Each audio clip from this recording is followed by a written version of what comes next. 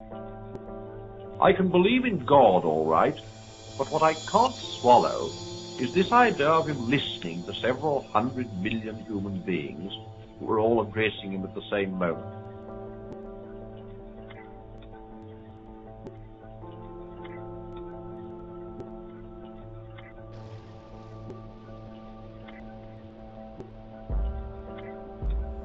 Well, we tend to assume that the whole universe, and God himself, are always moving on from a past to a future, just as we are. Almost certainly, God is not in time.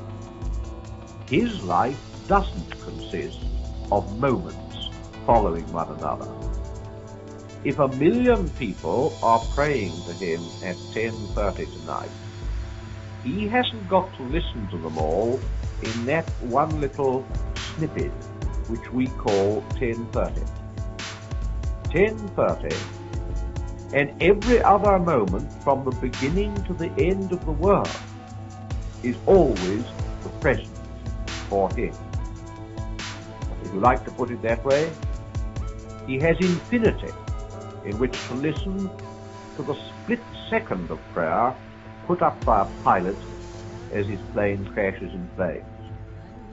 God has infinite attention, infinite leisure to spare for each one of us. He doesn't have to take us in the lump. You're as much alone with him as if you were the only thing he'd ever created. When Christ died, he died for you individually, just as much as if you'd been the only man in the world.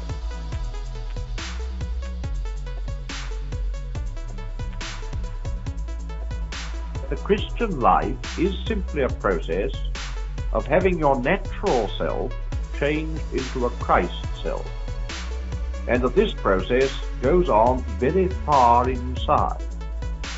One's most private wishes, one's point of view are the things that have to be changed. People who are still acting from their old natural selves won't do much real permanent good to other people. Let me explain that. What you are comes out in what you do. A crabapple tree can't produce eating apples. As long as the old self is there, its taint will be over all we do. We try to be religious and become Pharisees. We try to be kind and become patronizing. Social service ends in red tape of officialdom. Unselfishness becomes a form of showing off. The real cure lies far deeper. Out of ourselves and into Christ we must go. That doesn't mean that all the people who accept Christ are going to be exactly like one another. If there's one Christ, and he's to be in us all, actually replacing our personalities with his own, what difference will there be between us? Now here I've got a rather difficult thing to say. On the one hand, it isn't true that we shall lose our personal differences by letting Christ take us over. When you've completely given up yourself to his personality, you will then, for the first time in your life, be developing into a real person. He made the whole world. He invented, as an author invents characters in a book, all the different men that you and I were intended to be. Our real selves, the self you were really intended to be, is something that lives not from nature, but from God. At the beginning of these talks, I said there were personalities in God. But I go further now. There are no real personalities anywhere else.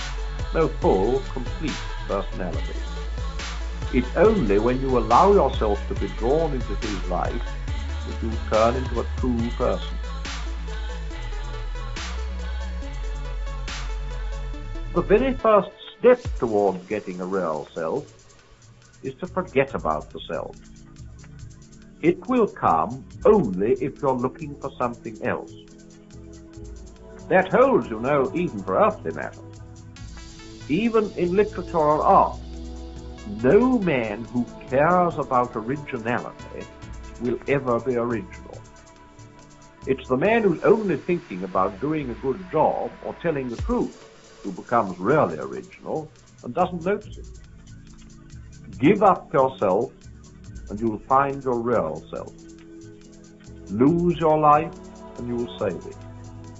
Submit to death, submit with every fiber of your being, and you'll find eternal life. Look for Christ and you'll get him, and with him everything else thrown in.